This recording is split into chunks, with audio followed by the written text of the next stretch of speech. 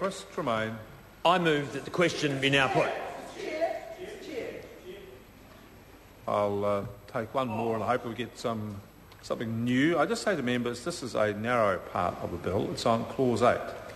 Sorry, on the 8th of November being the expiry date. Carol Beaumont. Thank you very much, Mr Chair. I rise again to speak on this new clause, or the amendment to create new clause 2A. I think it is a very good idea. Some might say it's a little Mickey Mouse to have a provision that would see the bill expiring so soon, but I think it's very appropriate given the nature of this piece of legislation. And the legislation itself reflects the Mickey Mouse approach of this government to dealing with this dispute. This dispute had a particular set of circumstances around trying to improve conditions for the people who work in our film industry. It is not unreasonable for them to try and do that. We all wanted The Hobbit to be here, but as others have said, the real issues were issues that were well signalled, issues like the need for greater support for the film industry, and that was signalled by Sir Peter Jackson much earlier this year, and Jerry Brownlee and others could have done something about it at the time.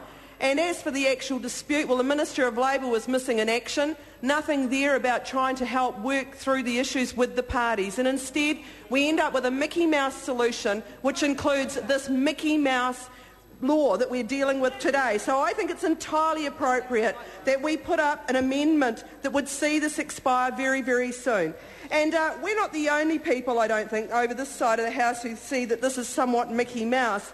And I just want to draw to the attention of the House the cartoon in today's Herald, Emerson's View. Very appropriate, I think. And we see the Prime Minister there going on about how much these Warner Brother executives play tough. Luckily, he's cut out of the same cloth, and he looked them in the eye, he stared them down, then gave them exactly what they wanted.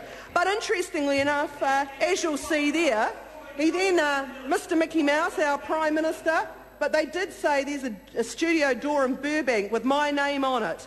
That's our Prime Minister. That's how one commentator sees it.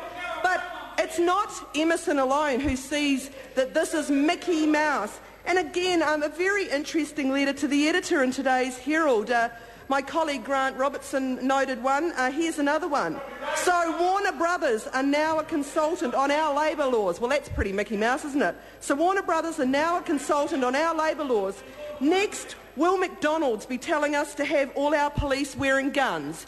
People see that this is Mickey Mouse. This government are putting up a Mickey Mouse piece of legislation, which is why you should support this amendment to see the expiration of this legislation on the close of the 8th of November 2010. The legislation is Mickey Mouse because it A, doesn't deal with the actual issue. The actual issue was around independent contractors working together collectively to try and improve their conditions. What this legislation deals with is a matter that is already sorted in law, and that is the status of independent contractors. There is settled law on the matter, Minister. What is wrong with the decision that came out in Bryson? It's very clear. Has the industry, since the time of the Bryson decision in 2005, suddenly seen some problem of people becoming employees when they were independent contractors, or independent contractors when they were employees, that's caused some problem in the industry? I think not. And that wasn't what the nature of the dispute that we've been dealing with recently was about either. Where is the actual problem that this legislation is dealing with? This isn't dealing with the matter that needed to be dealt with if there was one. But what is worrying to this side of the House is that this Mickey Mouse piece of legislation has some potential to be used in a way that will disadvantage others.